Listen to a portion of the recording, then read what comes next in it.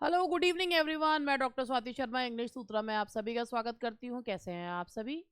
I hope कि दिवाली की festivities से मिठाई विठाई खा के अब उसके नशे से बाहर आ गए होंगे। और अब मैं ये आरपीएससी का फ्री बैच ले रही हूँ, मगर किसी कोई वैल्यू नहीं है मेरे इस बैच की। वो पढ़ वढ़ नहीं रहा। लेकिन मेरा काम है कि मैं ये वाला बैच इस पर करवा के कभी ना कभी कोई तो पढ़ेगा, कोई तो आएगा, कोई तो पढ़ेगा, क्योंकि जिसको वैल्यू है वो तो पढ़ेंगे। क्योंकि आरपीएससी है भाई, राजस्थान तक तो हम चाह रहे हैं राजस्थान तक भी पहुंच जाए। और इसके अलावा जो हमारे यहाँ के स्टूडेंट जो भर रहे हैं वो भी पढ़ ले। लेकिन बात वही है, वाकई में एक बात तो तुम लोग मुझे समझा देते हो, फ्री की चीज की वैल्यू कुछ नहीं होती। ठीक है, अभी मेरे को कुछ लोग ज्ञान देने आए थे मेरी उसमें कि भाई आप जो है इसका पेड बैच स्टार्ट कर लो। मैंने कहा मैं पेड बैच नहीं स्टार्ट कर रही। आ जाएंगे बच्चे तो आ जाएंगे। अब मुझे कुछ बैचेस जो होते हैं ना वो पढ़ाने ही नहीं होते पेड, मुझे वो ना इस पे ही पढ़ाने होते हैं। और जो है इसीलिए जिनको पढ़ना है वो अच्छे से पढ़ो और आंखें खोल के पढ़ो। सारी चीज़ें तुमको इस पे प्रोवाइड की जा रही हैं, तुम जो है ध्यान से पढ़ो। अब ये आज जो मैं ले रही हूँ, मैं टॉपिक वाइज ले रही हूँ। अब मैंने सोचा ये पोइट्री वाली यूनिट कंप्लीट करके फिर उसके ग्रामर और उसके क्वेश्चंस जो है प्रीवियस ईयर भी करवा दूँ इसके बाद। इसमें क्वेश्चंस भी हैं। I wandered lonely as a cloud या डेफोडिल्स के नाम से इसमें दिया हुआ है। वर्ड्सवर्थ का डेफोडिल्स पोएम जो है वो दी हुई है। ठीक है, आप सभी वर्ड्सवर्थ के बारे में तो बहुत अच्छे से जानते ही हैं। अब चलिए बात करते हैं हमारा DSSB का। ये लाइव प्रैक्टिस बैच है जो 12 तारीख से स्टार्ट हो रहा है। करीब 25 टेस्ट इस पे करवाए जाएंगे। ये DSSB का टीजीटी के लिए है। पीजीटी के लिए इसलिए नहीं है क्योंकि पीजीटी में 200 क्वेश्चन होते हैं। ये टीजीटी के लिए है। नए सिलेबस के हिसाब से इस पर प्रैक्टिस करवाई जाएगी। वीडियो बैचेस क्या कह रही हूँ मैं, इसमें लाइव आकर मैं जो है स्टूडेंट्स को पढ़ाऊंगी। और इसमें ना क्वेश्चन का आंसर ये नहीं है कि इसका आंसर ए इसका आंसर बी, उसकी एक्सप्लेनेशन दी जाएगी छोटे छोटे फुटनोट्स के माध्यम से कि भाई ये ऐसा है तो ऐसा क्यों है। तो ये चीज़ें जो होती हैं ना वो यार, लेकिन इसको बैच को हेल्पफुल उनके लिए जो लोग पढ़ चुके हैं। तो इसमें मेरे स्टूडेंट्स जिन्हें मैं पढ़ा चुकी हूँ उनके लिए बहुत हेल्पफुल है, जो कहीं से भी तैयारी करके आ रहे हैं और पढ़ चुके हैं। दोस्त हु वांट टू जज कि हम तैयारी सही करे है या नहीं करी है, उनके लिए सही है। तो भाई ये सब्जेक्ट कंसर्न्ड है। ये प्रैक्टिस बैच स्टार्ट हो रहा है कब से? 12 तारीख से। कहाँ स्टार्ट हो रहा है? इंग्लिश सूत्रा के ऐप पे स्टार्ट हो रहा है। और इंग्लिश सूत्रा का जो ऐप है ना वो प्ले स्टोर पे है। ES करके वो मोविश पिंक कलर का जो आइकन है ना, वो इंग्लिश सूत्रा का है। आप देख सकते हैं स्टोर पे जाके। 7895937338 पे कॉल भी कर सकते हैं, ये रहा नंबर। इसके बाद ये हमारा UPTGT का और UPPGT दोनों का बैच है। बहुत अच्छे बैचेस हैं भाई। देखो ऐसा है कि इन बैचेस में कुछ लोगों को लगता है फीस बहुत ज़्यादा है, वो इसलिए है अब 6-7 तो किताबें जाती हैं घर पे। अब 6-7 किताबों का तुम पूछना कि मार्केट से किताब खरीदते हो तो कौन कितने की किताबें आती हैं? 6-7 तो इसमें नोट्स की बुक्स जाती हैं पूरी, जो नोट्स कंपाइल्ड है फॉर्म में। उसके बाद मेरे वैल्यूएबल लेक्चर्स हैं, लिटरेचर है, ग्रामर है, लिटरेरी टर्म्स है, सब और प्रैक्टिस टेस्ट भी हैं। सब कुछ है इसमें। तो UPTGT भी है, UPTGT PGT का कॉम्बो भी है। कॉम्बो तो DSSB और UPTGT का भी है हमारे पास। इसके अलावा ये हमारा DSSB का बैच है, इसमें भी है। देखो भैया नए सिलेबस के हिसाब से है, नोट सब इसमें भी मिलते हैं, ग्रामर भी है, लिटरेचर भी है। और जब मैं इसका मेरी क्लासेस जब लाइव चलती हैं तो फिर जो है फीस ज़्यादा होती है। और जब वीडियो फॉर्म में आ जाती हैं, यानी कि वही लाइव क्लासेस जब वीडियो फॉर्म में डल जाती हैं तो फीस कम हो जाती है। अब इसमें हम नोट्स भी देते हैं, GST भी देते हैं, सब कुछ देते हैं। और ये आपको क्वालिटी कंटेंट जो है मिलता है। हाँ, खाली नोट्स हम नहीं बेचते। तो ये है हमारा DSSB TGT इंग्लिश। तो इसके अलावा हमारा एक्सक्लूसिव प्रैक्टिस बैच है। PGT अभी मेरे से स्टूडेंट्स पूछ रहे हैं मैडम UPPGT का आप कब स्टार्ट करोगे? UPPGT का दिसंबर में स्टार्ट करूंगी, अभी नहीं कर रही हूँ। अभी DSSB का स्टार्ट कर रही हूँ प्रैक्टिस बैच। UPPGT का प्रैक्टिस बैच दिसंबर में होगा। ठीक है जी। चलो अब इसके साथ ही अब जो है हम शुरू करते हैं। I wandered lonely as a cloud. और पहले आप लोग wandered lonely as a crowd के बारे में मैं आप लोगों को सबसे पहले लेट्स डिस्कस अबाउट। आप सभी ने विलियम वर्ड्सवर्थ के बारे में सबने सुन रखा है, फिर भी एक शॉर्ट उसमें मैं विलियम वर्ड्सवर्थ के बारे में थोड़ा बहुत आप लोगों को बता देती हूँ, कि जिससे कि आप विलियम वर्ड्सवर्थ जी, जिन्होंने पहली बार पर विलियम वर्ड्सवर्थ जी का नाम सुन रहे हैं, वो लोग जो हैं वो भी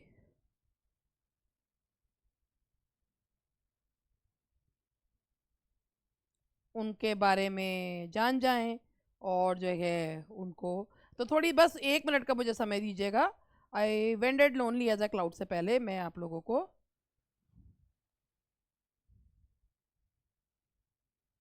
वर्ड्सवर्थ जी के बारे में थोड़ा सा बताना चाह रही हूँ।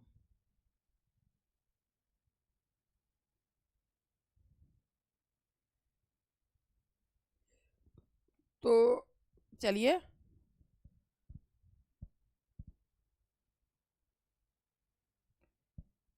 Ended lonely as a cloud, ये जो है इसको डेफोडिल्स भी कहते हैं, उसमें डेफोडिल्स ही है।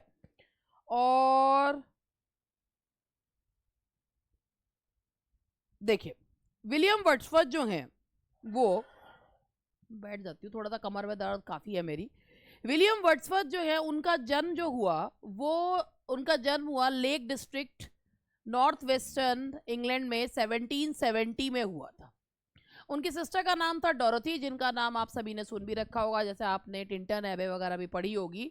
तो टिंटन एबे जो कि एक ड्रामेटिक लिरिक है, और वो अपनी सिस्टर डोरोथी से काफ़ी अटैच थे। और विलियम वर्ड्सवर्थ के फादर थे जॉन वर्ड्सवर्थ, और वो जो है वो एक बिजनेसमैन थे। और विलियम वर्ड्सवर्थ को शुरू से ही मिल्टन, शेक्सपियर और जो है स्पेंसर आदि पढ़ने का बहुत शौक था। अब वो अपने मेटरनल ग्रैंड पेरेंट्स के साथ काफ़ी समय व्यतीत किया करते थे।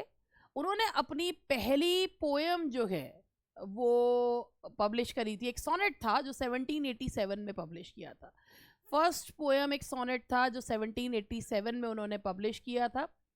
उसके बाद उन्होंने जो है 1793 में उन्होंने अपना जो वो घूम के एक जो वॉकिंग टूर था, जो उसको उन्होंने इवनिंग वॉक और डिस्क्रिप्टिव स्केचेस में उन्होंने जो है evening walk and descriptive sketches में वो बताया था 1793 में।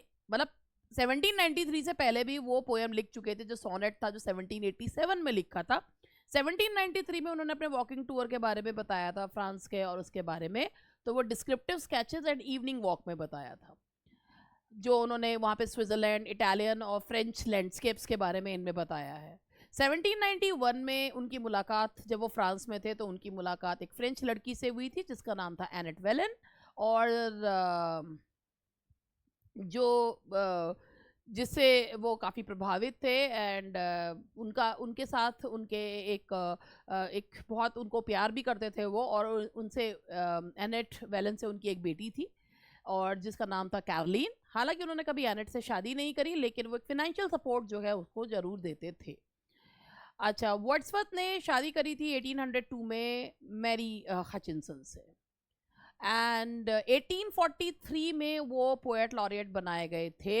But he was the only poet laureate who didn't compose a single rhyme, जो मतलब सिर्फ पोएट लॉरिएट थे, मगर उन्होंने अपने जीवन काल में मतलब अपने पोएट लॉरिएटशिप के समय में उन्होंने कोई पोएम जो है वो कंपोज नहीं करी। इन्होंने ना पोएम्स लिखना और वर्ड्सवर्थ ने, जब उनकी डॉटर, जो उनकी बिलवड डॉटर थी डोरा, जब उसकी डेथ हो गई तो उसके बाद तो उन्होंने बिल्कुल ही सब लिखना जो है वो छोड़ दिया था।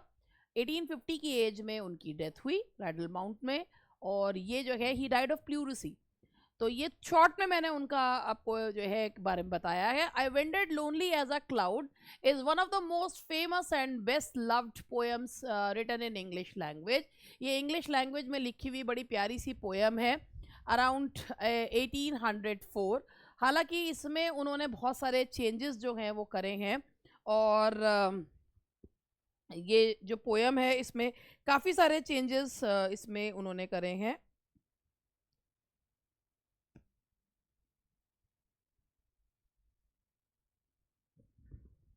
मतलब इसको रिवाइज करते रहे हैं वो। और final and most familiar version of the poem was published in 1815। 1804 में लिखी थी, फाइनल वर्जन जो आया था वो 1815 में आया था।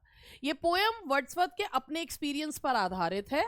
कंट्री साइड, यानी कि एक गांव के, एक देहात के उसमें जो उनका एक वॉक था कि डेफोडिल्स ने उनके दिमाग पर क्या प्रभाव डाला था।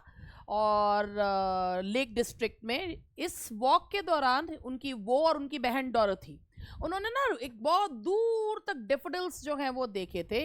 इस पोयम में I wandered lonely as a cloud, ये एक पोयम जो है इसमें मतलब ये इसको रिपीट हो गया है। ये जो डेफोडिल्स हैं ये जो डेफोडिल्स है ना, ये इसमें ये बताया कि ना केवल ये डेफोडिल्स उनको जब उन्होंने देखे तब उनको एक खुशी प्रदान करते हैं। These daffodils provide him solace in the moment of solitude. तो ये जो है यहाँ पर उन्होंने बताया कि डेफोडिल्स जो है ये नेचर के साथ, when you have a relationship with nature, तो how nature reciprocates, that's what he has told in this poem. अब मैं आपको इस पोएम के बारे में थोड़ा सा समझाती हूँ। देखिए, I wandered lonely as a cloud. I wandered lonely, सबसे पहले इसमें जो फिगर ऑफ स्पीच यूज हुई है वो सिमिली यूज हुई है। सिमिली क्यों यूज हुई है? क्योंकि दो डिसिमिलर थिंग्स को जब आप which have something in common, तो जब उन्हें कंपेयर करते हैं तो उसे सिमिली कहा जाता है। तो ह्यूमन बीइंग को कंपेयर करा गया है क्लाउड से और एज लगाया गया है। तो he was as lonely as a cloud, तो I wandered lonely as a cloud that floats on high over vales and hills, कि एक ऐसा क्लाउड वह ऐसे ही भटक रहा था क्लाउड की तरह, अकेले क्लाउड की तरह। वो क्लाउड जो हाई और वेल्स की जो घाटियों और हिल्स के ऊपर जो है वो फ्लोट करता है। ये आप देख रहे हैं, ये सिनकूप है। When all at once I saw a crowd, अचानक से मैंने देखा। क्राउड, क्राउड यहाँ पर यूज किया गया डेफोडिल्स के लिए। A host of golden daffodils, कि गोल्डन डेफोडिल्स जो है वो मैंने देखे। Beside the lake, beneath the trees, कि यानी कि लेक के पास और पेड़ के नीचे। ठीक है, ये लेक के पास और पेड़ के नीचे जो है वो मैंने डेफोडिल्स देखे। कौन से कलर के? गोल्डन कलर के। Fluttering and dancing in the breeze, वो कहते हैं कि fluttering and dancing in the breeze. यहां पर अगर आप देखते हैं तो यहां पर पैथेटिक फेलेसी, देखिए पर्सोनिफिकेशन तो है ही, लेकिन यहां पैथेटिक फेलेसी भी है। और क्यों है पैथेटिक फेलेसी? क्योंकि जब आप नेचर के ऑब्जेक्ट्स को कोई ह्यूमन क्वालिटी देते हैं, नेचर के ऑब्जेक्ट्स को, द नेचुरल ऑब्जेक्ट्स को ह्यूमन क्वालिटी देते हैं, तो पैथेटिक फेलेसी होती है। और ये जो है that is fluttering and dancing in the breeze. ठीक है जी। तो उसके बाद कंटिन्यूअस एज द, अब देखो बार इसमें ना सिमिलीज जो हैं वो बहुत यूज करी गई हैं। 1 मिनट का टाइम दीजिएगा।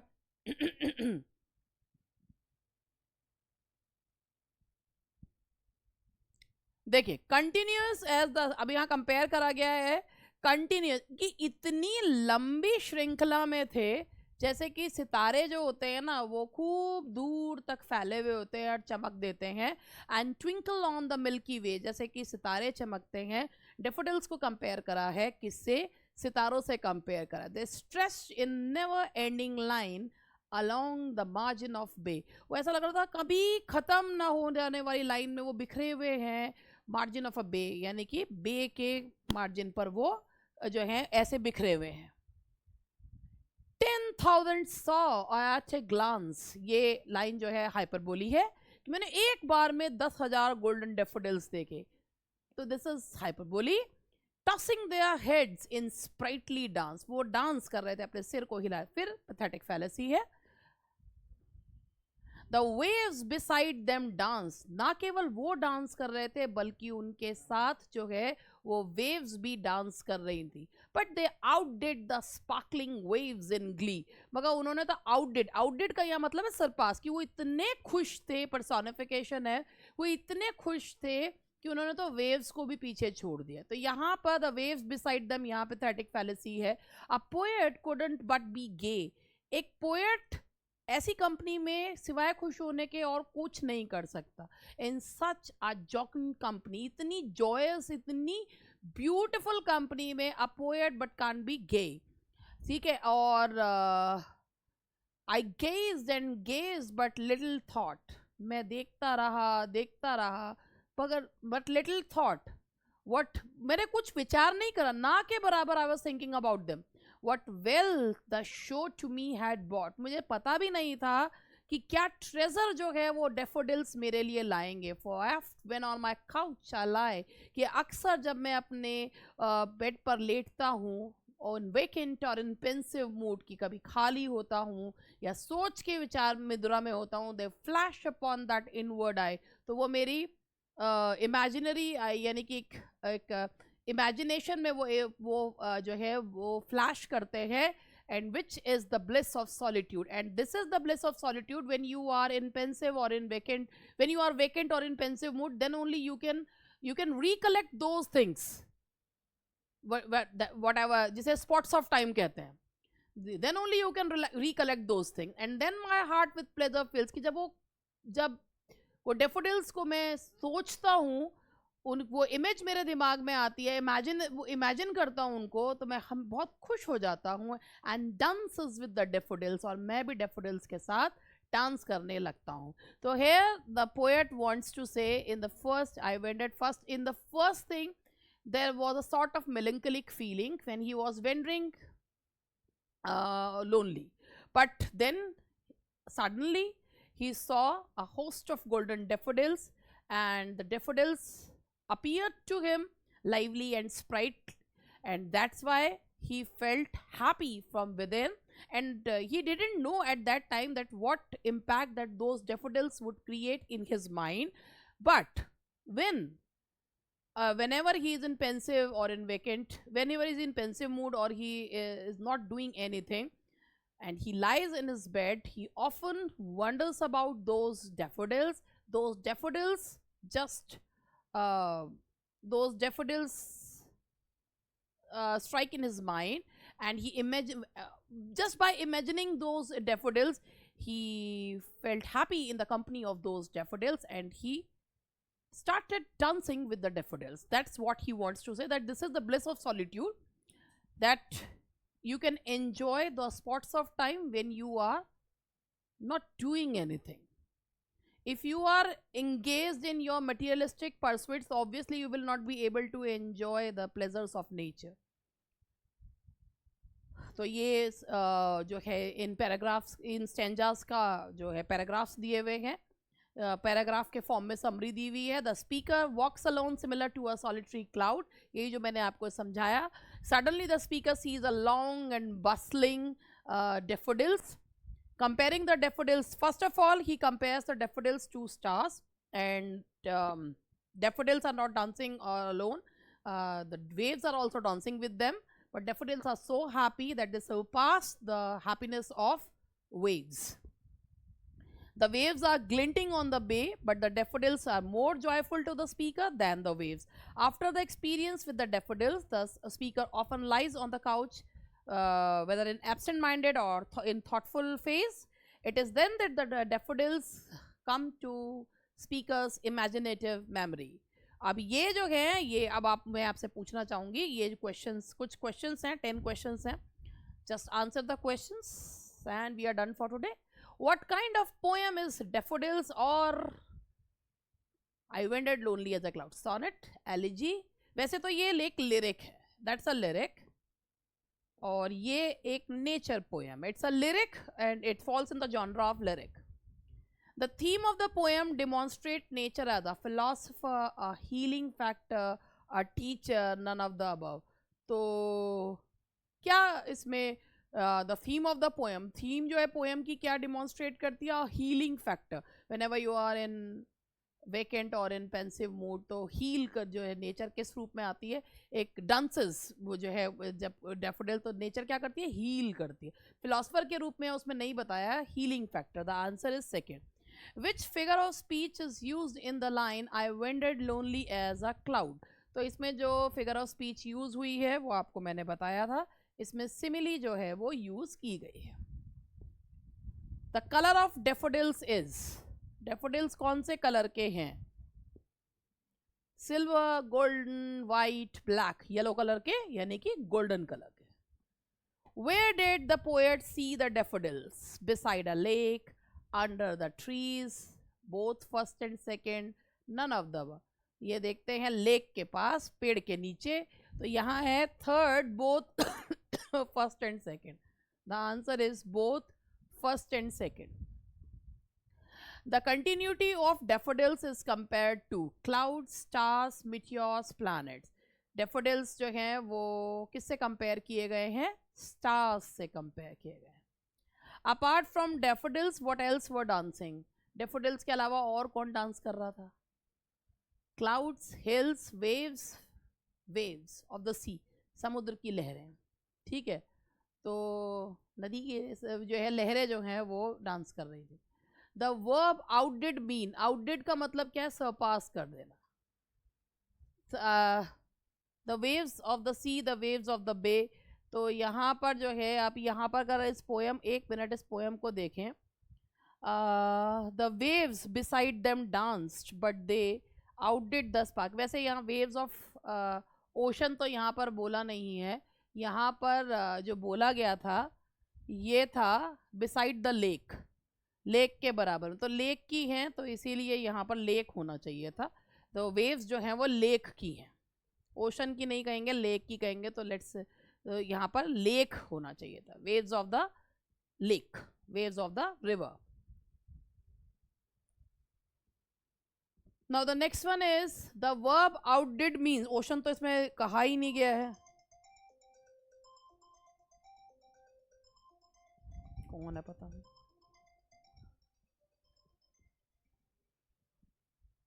What does the verb outdid means? Outdid का मतलब होता है surpass, पीछे छोड़ देना. That is surpass. What does the jocund company refer to? Joyous company किसकी है? The company of daffodils, the company of waves, the company of hills, the company of daffodils, waves and hills. अब आप इसको देखिए, jocund company की बात किसको करी जा रही है? पहले आप इसमें देखिए, वो उसमें आप यहाँ पर ये देखते हैं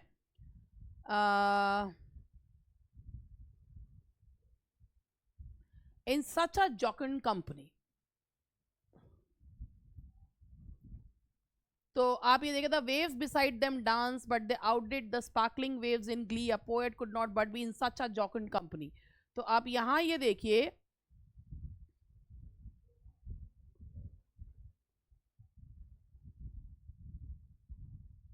the waves are glinting but the daffodils seem more joyful to the. A poet couldn't say the in the cheerful company of the daffodils. देखिए daffodils की बात की गई है, वेव्स वगैरह की बात नहीं की गई है. तो इसमें जो आंसर आएगा, देखिए को थोड़ा सा कंफ्यूज करने वाला था कि यहाँ पर कि डेफोडिल्स, वेव्स एंड हिल्स होगा या कंपनी ऑफ डेफोडिल्स है. He is talking only about the company of daffodils. तो ये है the company of daffodils. The phrase inward eye refers to experience, eyesight, reality या इमेजिनेशन. तो वो इमेजिनेशन की बात की जा रही है. The phrase inward eye refers to imagination.